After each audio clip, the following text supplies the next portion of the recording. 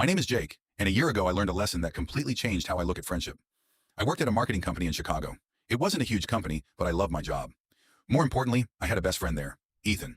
We met on my first day at work. He helped me understand the company, introduced me to everyone, and made me feel welcome. Over time, we became inseparable. We grabbed coffee every morning, ate lunch together, and even talked about starting our own business one day. Honestly, I trusted him like a brother. Then one day, our manager announced that a senior position was opening up. It came with a higher salary, better benefits, and a leadership role. Everyone wanted it, including me and Ethan. At first, everything seemed normal. We both prepared for the interviews. We even helped each other practice answers after work.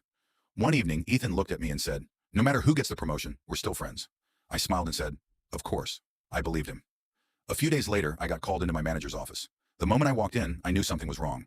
My manager looked serious. He said, "Jake, we've received reports that you've been missing deadlines and failing to complete important projects." I was shocked. I had never missed a major deadline.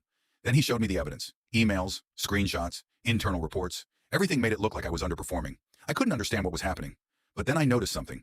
Some of the reports contained information that only one person could access. Ethan. My stomach dropped. I didn't want to believe it. I kept telling myself there had to be another explanation. Maybe someone hacked his account. Maybe someone else was involved. But deep down, I already knew the truth. That evening, I confronted him in the parking lot. I asked him directly, "Did you do this?" At first, he denied everything. But when I showed him the evidence, he went silent. I'll never forget what he said next. He looked at the ground and quietly said, "I needed the promotion." That's it. No apology, no regret, just 4 words. I needed the promotion. I felt like the ground disappeared beneath me. This was the guy I trusted more than anyone. The guy I helped with projects. The guy whose back I always had. And he betrayed me for a job title. The following weeks were difficult. Some coworkers started treating me differently. Rumors spread.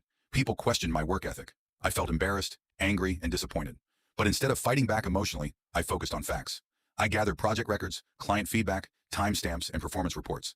I documented everything. Eventually, the company's internal investigation uncovered the truth. The screenshots had been manipulated, the reports had been altered, and the false accusations traced back to Ethan. The company terminated his employment immediately. A few weeks later, I received another meeting request from management. This time it was different. They apologized, they thanked me for staying professional, and then they offered me the promotion. Ironically, the position Ethan betrayed me for became mine anyway. But the biggest lesson wasn't about career success. It was about trust. I learned that not everyone who smiles at you is your friend. Some people support you only until they see you standing between them and what they want. Today, I don't hate Ethan. I don't even think about him much anymore. But I'll never forget what happened. Because sometimes the people closest to you can hurt you the most. And sometimes betrayal teaches you more about yourself than loyalty ever could.